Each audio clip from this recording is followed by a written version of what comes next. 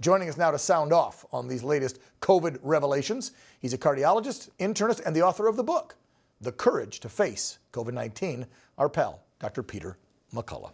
So first, Doc, before we get to the crazy bombshell that Fauci was over pressuring our CIA analysts, I want to go to what the Wuhan lab put out and get your take on that one. That the place that released it, whether it was on purpose or accident, we don't know yet, is now warning, oh, there's going to be another big one in the coming year. Well, wouldn't that mean then that they released it?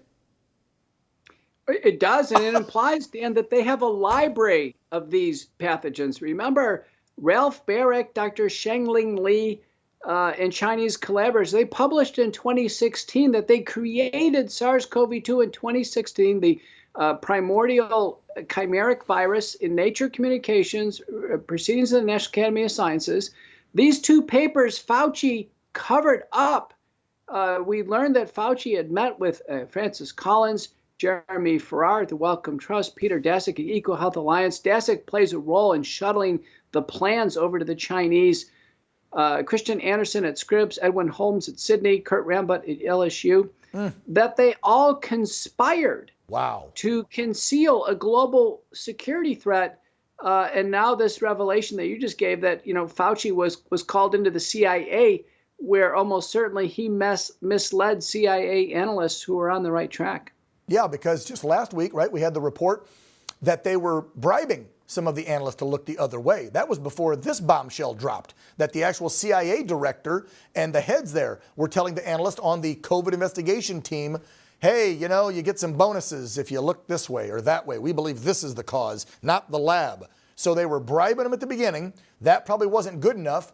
So then Fauci had to exert his authority and somehow get a meeting where they, you know as well as I do, Doc, you just can't walk into the CIA and get past the front foyer. You don't get into that building, okay, unless you're an agent. And that includes any high-ranking bureaucrat.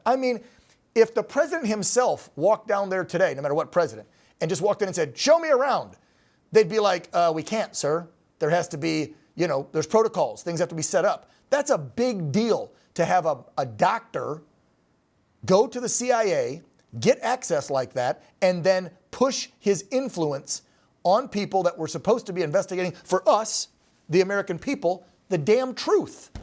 That right there should be treasonous, right? It's true. Fauci should have disclosed this to President Trump, the team, the coronavirus task force. Everything should be out in the open. These government agencies should be well coordinated. This was early in the response. Secret meetings with the CIA, Dan, are up to no good. And I can tell you what, Brad Wenstrup at the House Select Committee gets a lot of credit. They're on it now, and they keep uncovering more and more of this plot to conceal the Chinese Wuhan security lab origins of SARS-CoV-2. Doc, got to ask you this one. New headline says that tons of new cancer diagnoses in this country. And of course, the folks that believe in the vaccine are blaming the cancer spiking on folks getting COVID. But people that report the truth, like Epic Health and other places and us, it seems the cancer spiking is most likely caused by the vaccination and not COVID, right? That's true. The vaccines are coming in every 6 months, almost like a dose of genetic therapy. And what we know, a paper by Singh from University of Pittsburgh early on, the S2 segment, which you only get from the vaccine of the spike protein, it should interfere with P53, BRCA tumor suppressor systems. The Chinese have published messenger RNA interferes with DNA repair. And now, most recently, work by Kevin McKernan and others show that the messenger RNA vaccines are contaminated with tumor promoter sequences called SV40. So the vaccines have this triple hit hypothesis, Dan. It doesn't look good. Same with long COVID, right? You have one side blaming long COVID effects people are experiencing with either myocarditis or clottage or whatever. They're saying the COVID did it because they don't want to admit the vaccine is doing it.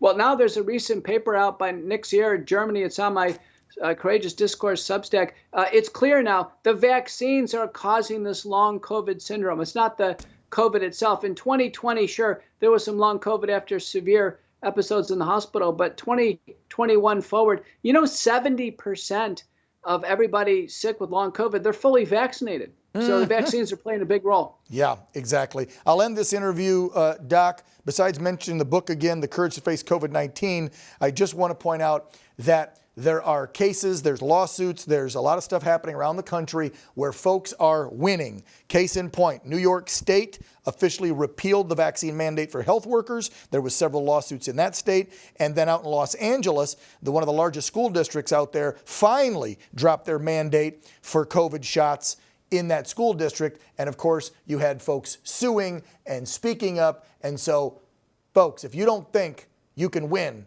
you can win. Fight back. If you were released from your job, thrown off a college campus, kicked out of the military, keep fighting. We are getting wins every day because we knew over the last 3 years, didn't we, Doc, that we were on the right side of history with this stuff. It's true, Dan. I'm an expert in most of these cases, providing a lot of support. I've started a foundation to really, provide really good support for that, McCulloughFND.org.